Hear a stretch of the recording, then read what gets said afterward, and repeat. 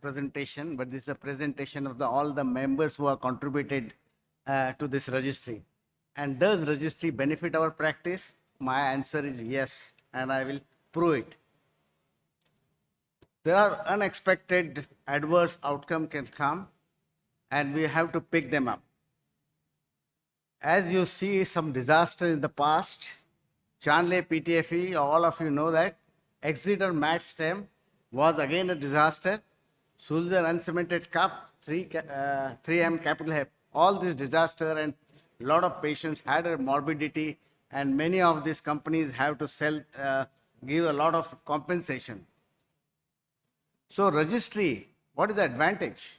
Registry serves an effective early warning system, and I will going to tell you 2 warnings have already come. Registry influences the behavior of unbiased manner because it's a large data and many surgeons are contributing. Registry decreases the revision burden and acts as a research tool. Look at US had a revision burden was too much because they didn't had a registry, and that is the time they thought of getting registry, and now they are in the process of developing a good registry.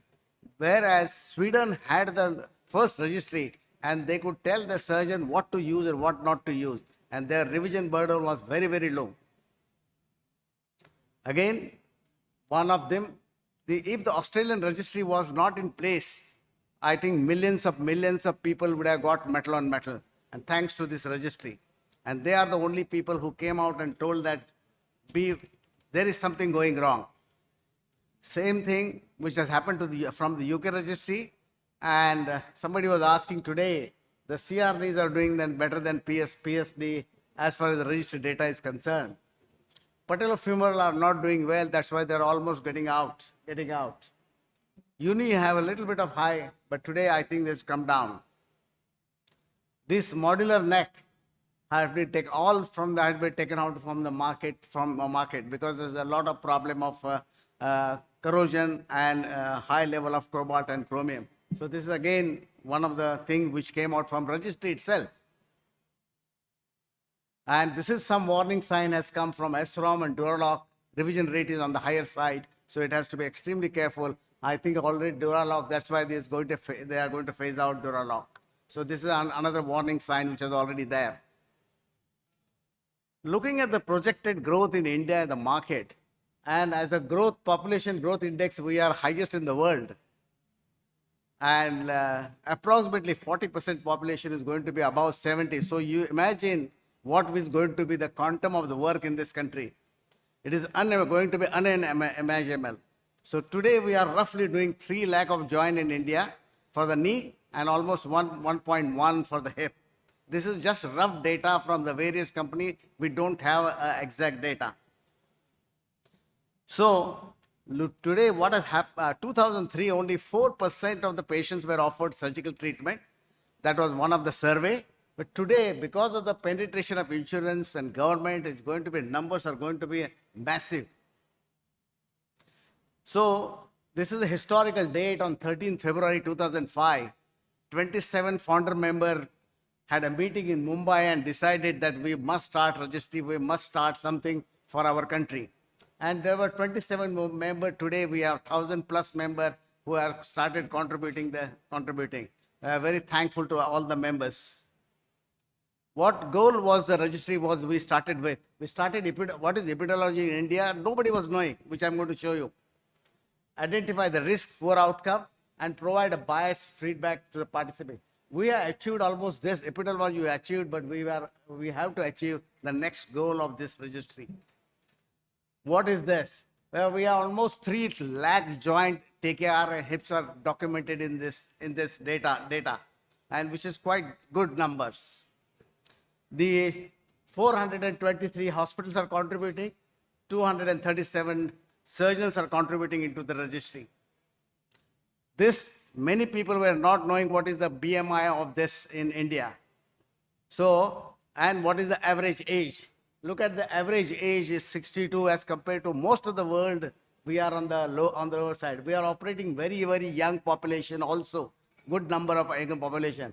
And males are 66, and 98.5% we are operating osteoarthritis. which we were not knowing. 10 years back, our 20% population was rheumatoid. I'm very thankful to our rheumatologists. They have managed the medical line of treatment. And world over also, the rheumatoid has come down.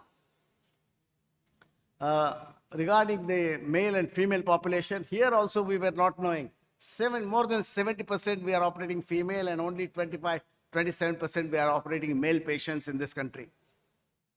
Looking at the BMI, we are going on the European side. Look at average BMI is 30 and we are operating 30 and 35, almost about more than 20% of our population, which we were not knowing at all. So we have a very high BMI and TKR, and fortunately we have low BMI. There's 26 BMI only in the hips. Looking at the what implants, the posterior stabilized is 77% is much more. CR is going little more on the higher side, and somebody was asking about patella replacement, almost about 50%. And it's also some company related, which I'm not going into the detail. Some companies are much more. Zimmer has a lower rate of patella replacement compared to most of the other companies are. So because of lack of time, I will not be able to go into details. What about the revision situation? So in the knee, about 25% of the revisions are for this. At gold standard in India was two-stage procedure.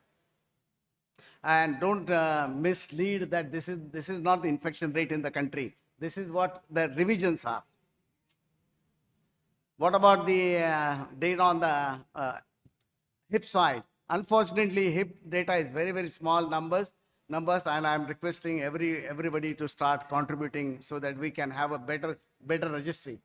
Here also we were unaware. Almost 45% of the avian group is something like Korean data also, and it is due to COVID. This is going to go to 60% and plus because the number of patients are coming post-COVID. Then again here, there is a reverse. Males much more in hip replacement as compared to female. It's almost reverse phenomena as you see the knees. The cementless almost about 90. Most of the surgeons are 90% is cementless. Maybe this data, because of the this data is coming from high volume centers. So if you just go into if everybody start contributing, this may not be right. Looking at the head side, last 3 to 4 years, most of the surgeons are using 32 and 36, and ceramic almost about 50% surgeons are using a ceramic head. Infection comparatively is very low on the female side, but most of the people are using two-stage as a gold standard procedure. 2019, we had a collaboration with Northgate. The Northgate is a IT company which is actually looking after NJR, that is National Registry data of UK. For almost 15 years, they are looking after the data of UK. So we have a contract with them, and they are now looking after our registry as an independent observer.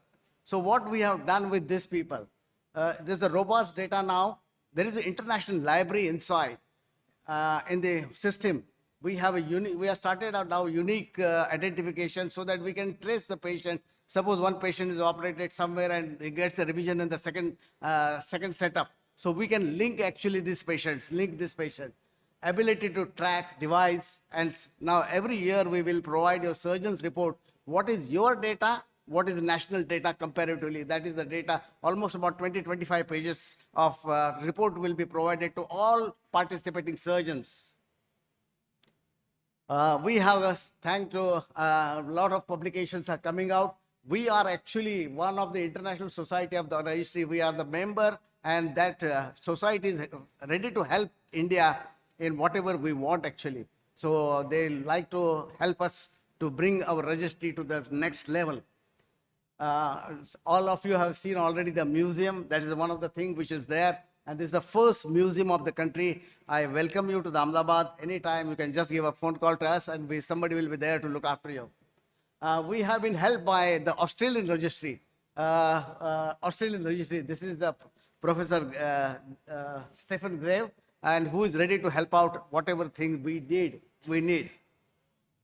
So with this new system, we are promoting a lot of newsletter, regular email, trying to contact phone, and we are develop registry contract, and as well as this is the data which provide to all the participating surgeons report, and that is much more important. Thanks to Dr. Ashok Rajgopal, who is the managing trustee, to reach the government of India. And now we are working with Central Drug Standard Organization and Ayushman Bharat Digital. All patients operated into Ayushman will be directly linked to the IJR. That is a system we have followed up now. And government has now recognized our registry as a registry. And this is the two letters, official letters we have received. We need to go further to meet the higher level, and we are trying our level best. So the future plan is going to be there's going to be a mobile application. There are a lot of security which is coming in the way. That's why we are not on the still mobile application.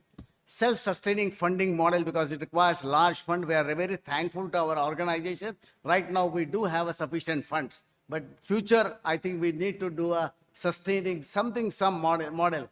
Extended implant library and need for training the orthoplasty. We actually, this is our now duty, all orthoplasty surgeons. We need to train orthoplasty surgeons, because you saw the volume what India is going to do. And last plan is to reach the government of India, make this registry more robust.